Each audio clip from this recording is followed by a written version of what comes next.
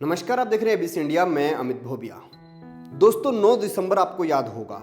9 दिसंबर को सरकार और किसानों के बीच में लगभग एक अंतिम बैठक थी। किसान बोल रहे थे कि यस बोलो या नो बोलो। सरकार बोल रही थी कि प्रस्तावों में संशोधन के बारे में हमें बताओ। किसान चुप थे। उसके बाद सरकार ने किसानों को एक प्रस्ताव भेजा था।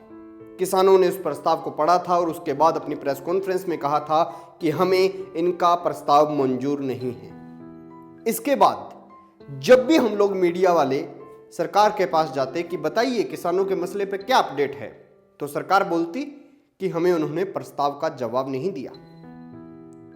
किसानों के पास जाते तो किसान कहते कि हम सरकार से बातचीत नहीं करेंगे, तीनों कानून रद्द करवाएंगे।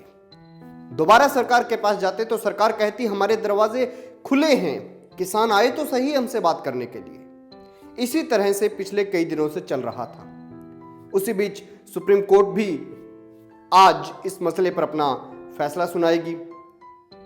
इसका भी इंतजार था, कई बातों का इंतजार था। लेकिन इसी बीच आंदोलन के 21वें दिन एक बड़ी खबर आई है।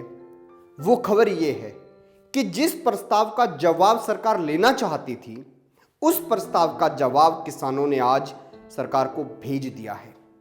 चिट्ठी लिखकर भेज दिया है।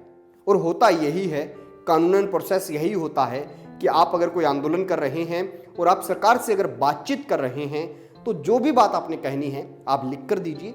सरकार जो आपसे कहेगी वो लिख कर देगी। यानी प्रस्ताव इसी तरह अदला बदली होती है। आपके पास कोई प्रस्ताव आया है तो आप उसको पढ़कर रख नहीं सकते या मौखिक रूप से उसका जवाब नहीं दे सकते। अगर लिखित में प्रस्ताव आया है तो उसका जवाब आपको लिखित में देना होता है। और किसानों ने आज आंदोलन के 21वें दिन एक चिट्ठी लिखी और वो सरकार को भेज दी।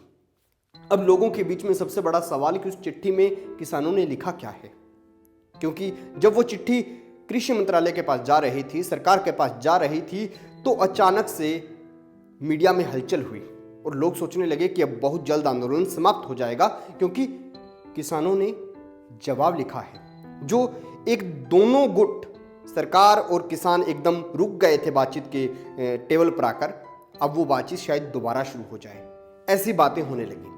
लेकिन आपको दोस्तों बता दें कि उस चिट्ठी के अंदर बस इतना सा लिखा था कि हमें सरकार के संशोधन वाले प्रस्ताव मंजूर नहीं, हमें चाहिए कि कानून रद्द हों। बस इतना सा उस चिट्ठी के अंदर लिखा था और वो चिट्ठी कृषि मंत्रालय के पास पहुंच गई। अब सरकार आगे क्या करेगी और किसान आगे क्या करेंगे, अब इसके बाद तय होगा।